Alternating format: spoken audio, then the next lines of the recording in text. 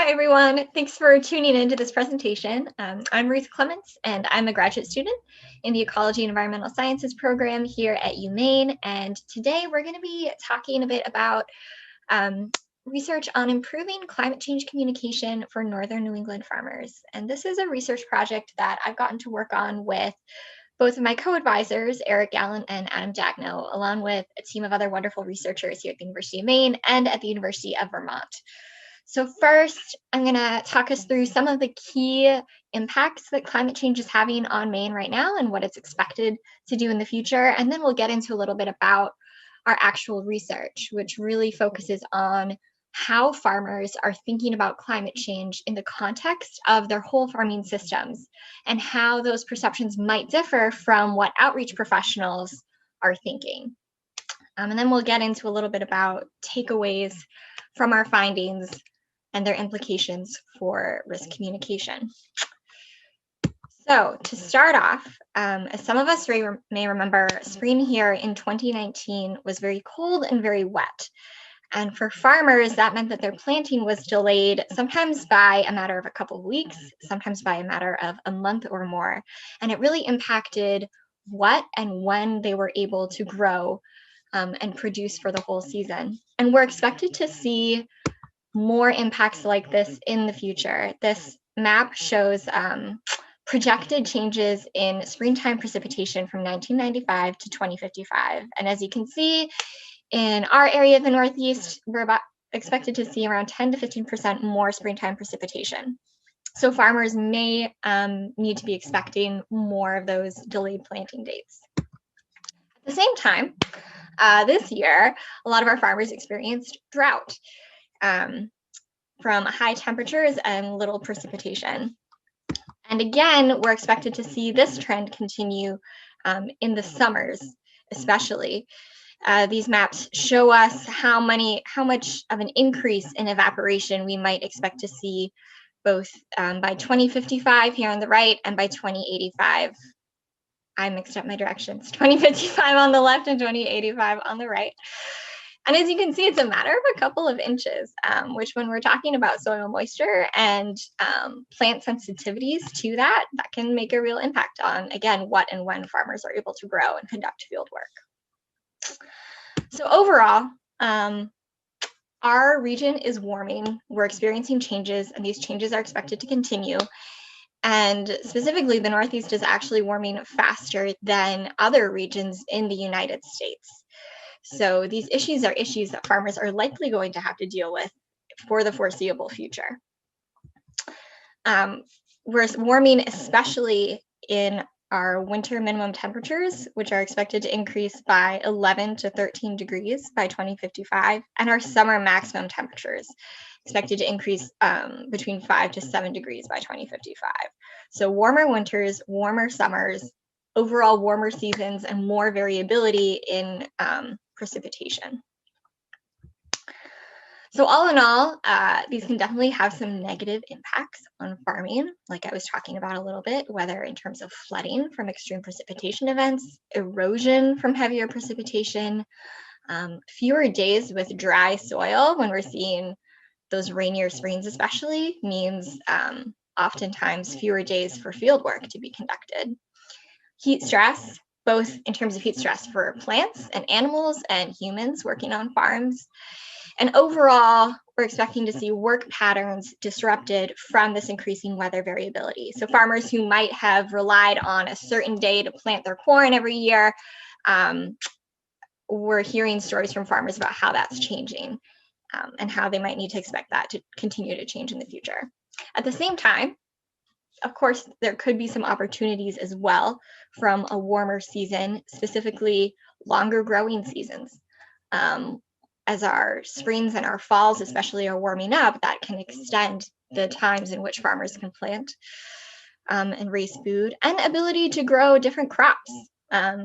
Here in Maine, we are often limited by our cold, cooler falls and cooler temperatures throughout the season, but as our seasons warm, we might be able to introduce new crops to the area. So all in all, changes are happening, impacting farmers, and farmers are looking for ways to respond and to remain viable in this more variable climate future. So how can we as researchers and outreach providers target our outreach to farmers' current needs and experiences and perspectives in ways that are the most effective, in ways that will improve the chance of farmers adopting beneficial practices? So when I think about this, I think about how many problems and challenges farmers face on a day-to-day basis, climate change aside. Farmers are trying to, of course, grow food, raise livestock, improve their yields. And a lot of farmers farm for their livelihood, or at least for part of their livelihood, and they're trying to bring in an income to provide for themselves and their families. They're also thinking about a lot of other things too. Soil health is a big one, how soil health can impact crop yields and overall farm viability. Farmers are dealing with insect pests and diseases and weeds. This is a giant crabgrass that I pulled up on our research farm last summer, and I don't think anybody wants to see that on their land. Extreme weather events, again, with or without climate change, weather is something that farmers have always been dealing with.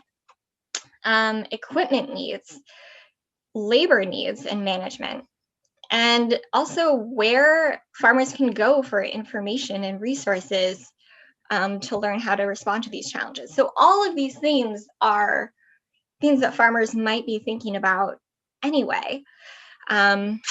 And understanding how the problem that we're trying to address, climate change, fits into all of these other aspects can be a way to help improve targeted outreach. So one of our questions is, how are all of these aspects of a farming system connected as perceived by farmers themselves? And how can we identify where climate change fits into those connections?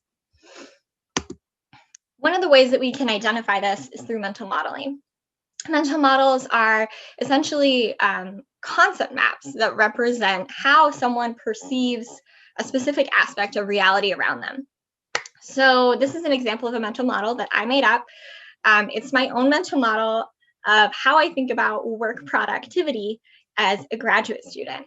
And some of the things that come to mind right away are the amount of coffee I have. I need that every morning. The amount of sleep that I get, it definitely influences my productivity and my overall happiness, my well-being.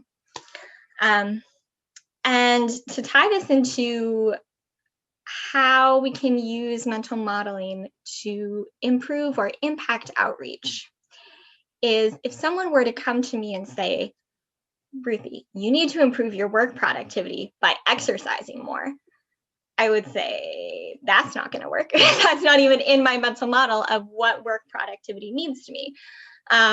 If they suggested I drink more coffee or get more sleep, that might be more meaningful, and I might be able to actually use that in my own life, and it could influence my decision-making and my behavior. So we wanted to see if we could apply this to improving outreach for farmers in regards to climate change. And just a little bit of terminology, because we're going to be getting into more mental models later on. These boxes with words inside them, we refer to as concepts of the mental model. And the arrows indicate the strength of connections between two concepts. So a thicker arrow indicates a stronger connection, while a weaker arrow indicates, or a thinner arrow indicates a weaker connection.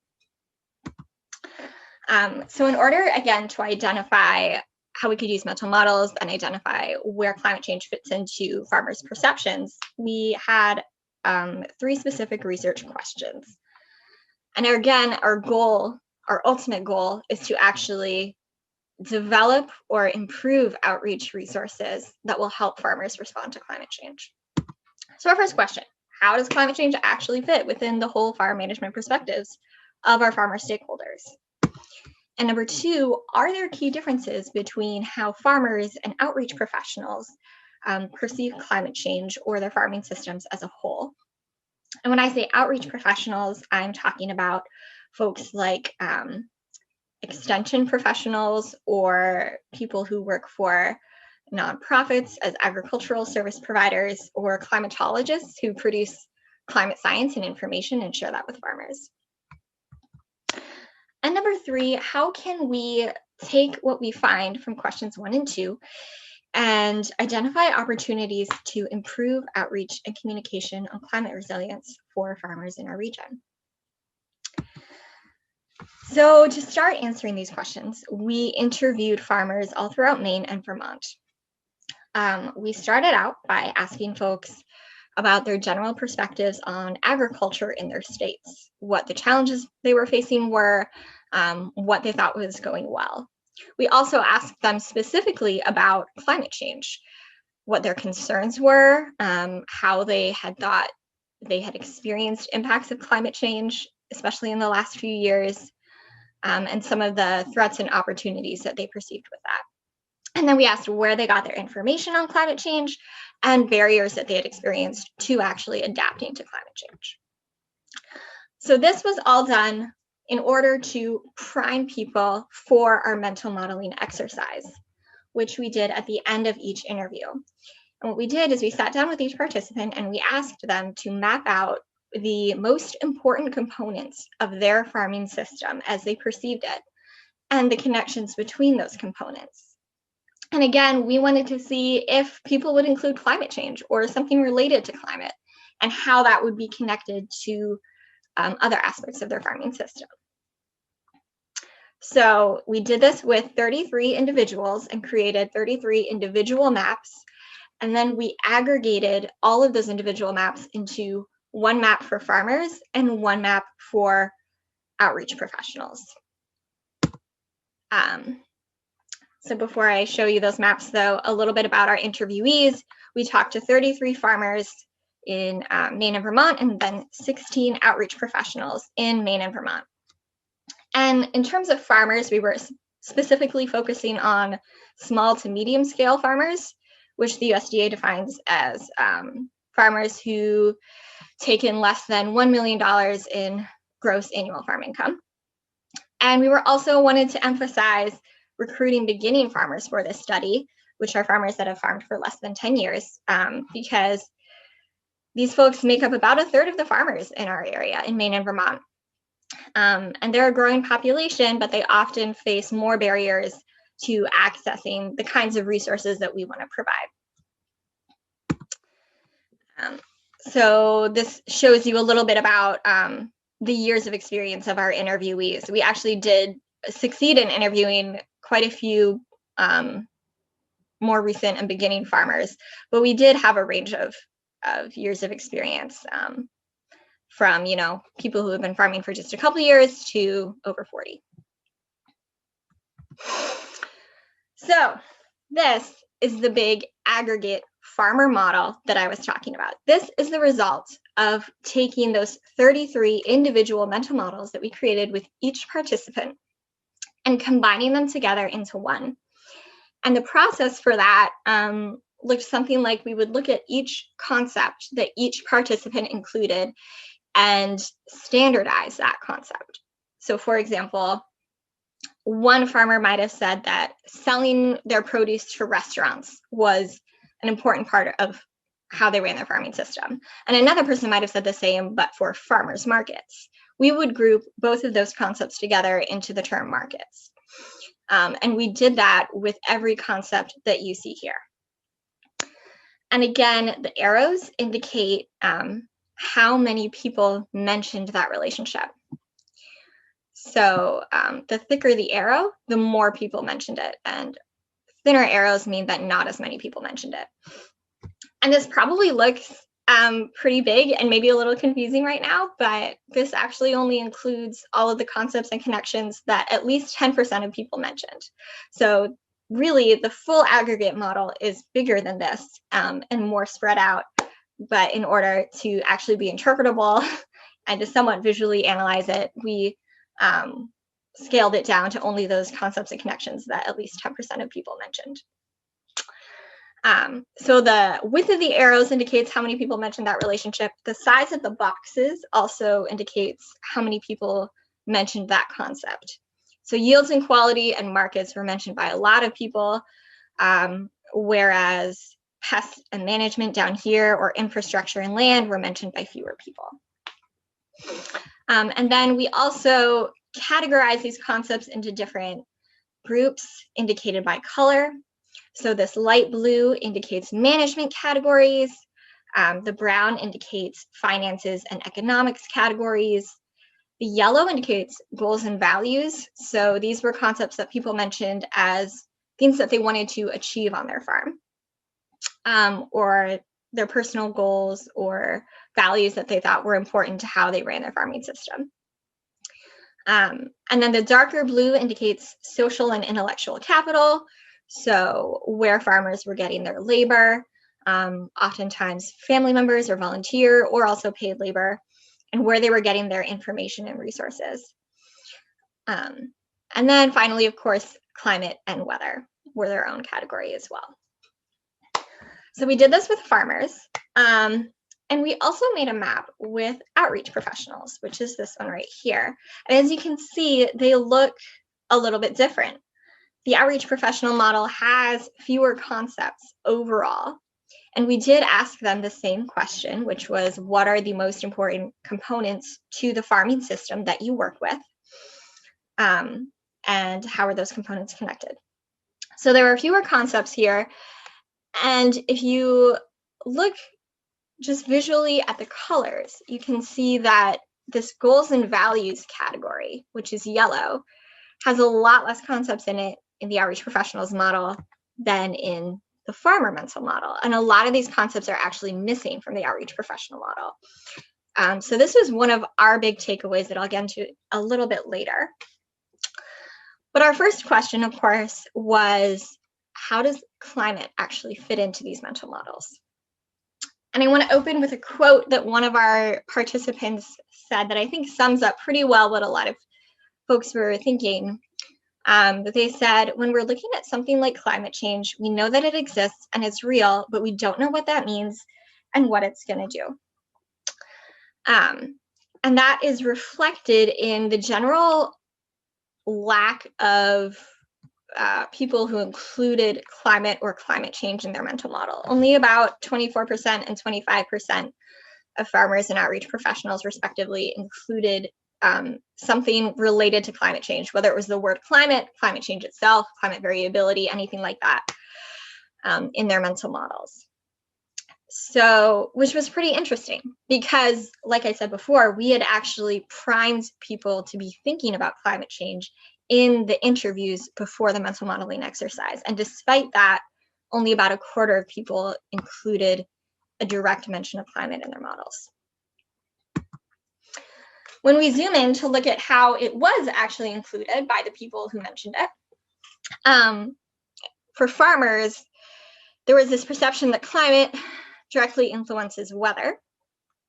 And from weather, there's a direct influence on quality of life, yields and quality, and farm success, which is kind of this big general category that captured farmers' main goals for their farm or missions for their farm, whether it was providing for their family or improving the land that they had. We grouped all of those mission statements into this idea of farm success.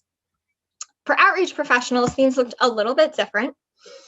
Climate had a direct connection to yields and quality, and weather itself had, a connection to yields and quality, water, and soils, but not to these ideas of quality of life or farm success. So again, there's a difference in how the people within these groups that we interviewed seem to perceive both farming systems, and within that, how climate and weather influence different aspects of the farming systems. Another way that we can analyze differences in mental models is looking at their structure. And one key component of mental model structure is concept centrality, which is essentially this idea of how many connections are going into and coming out of a single concept. So how related is it to other concepts in the mental model? And that's kind of an indicator of that concept's influence. So when we compared the centrality of 10 of the most frequently mentioned concepts in the mental models, we saw that there were a few key differences. Farm success, first off, anything related to specific goals or missions of the farm were not mentioned by outreach professionals. Community well-being was mentioned significantly more by farmers than outreach professionals. Quality of life and environmental stewardship also included by significantly more farmers than outreach professionals in the overall aggregated mental models. So all in all, we looked at our findings and tried to discern how these results and these differences we saw between the two groups could be applied to risk communication and to climate change outreach. And one of the things that we're taking away from this is that emphasizing specific risk impacts is important. First, so that could look like talking about specific extreme weather events versus climate change. Like we saw in the farmer mental model, climate, the only connection that was perceived between climate and another concept was weather itself. And then weather had more specific impacts or more direct impacts on other concepts. So talking about these specific weather events versus climate change could be a useful way of communicating with farmers about risks. In addition, including co-benefits of adaptation measures to the broader system. If you'll recall, the farmer mental model had many, many connections between all of the different concepts. And being able to talk about how a specific practice or adaptation measure, whatever it may be, can impact multiple pieces of that farming system could result in outreach that's better targeted to how farmers are actually thinking and making decisions in regards to their farming system as a whole. Finally, leveraging the influence of community relationships. As we saw, farmers thought that community well-being and relationships were an important piece to their farming system overall. And that's something that we didn't see in outreach professionals' perceptions. So that is one gap that could be addressed by outreach professionals in leveraging this influence that relationships can have. So farmers aren't, just making decisions often by themselves in a vacuum. What other farmers are doing, what members of their community are thinking, customers are thinking, all can influence what farmers ultimately decide to do. And on that note, I want to end on a quote from another farmer participant that really sums up this idea of the impact that community relationships can have. They said, "I do think there's potential for us to feed our communities and to help each other out. I think that the strength and camaraderie in our communities of different scales is really impressive and something I'm proud of and continually working on maintaining along with a lot of other people." So again, there's this idea that these human dimensions and social dimensions of farming systems are an important piece to how farmers perceive their systems to function and how they're making decisions within that. And specifically, they're a piece that were not perceived by outreach professionals. So it's an opportunity to really improve outreach, improve risk communication, specifically on climate change. So I want to say thank you before I end to a few people and organizations. The Maine Organic Farmers and Gardeners Association and the Maine Farmer Resource Network were both very helpful in allowing us to use their networks to recruit farmers to interview. Rachel Chapman, Joshua Faulkner, Erin Lane, Beth Holtzman, Stephanie Hurley, Ernesto Mendez, and Tori Jackson are all part of the broader research team at University of Maine and University of Vermont and have been really helpful in providing feedback throughout the process. And of course, my grad student cohorts in both of the labs I'm involved in, the UMaine Weed Ecology Lab and the Forest Policy Economics Lab. So thank you so much for listening. And I look forward to any questions that people may have. Thanks.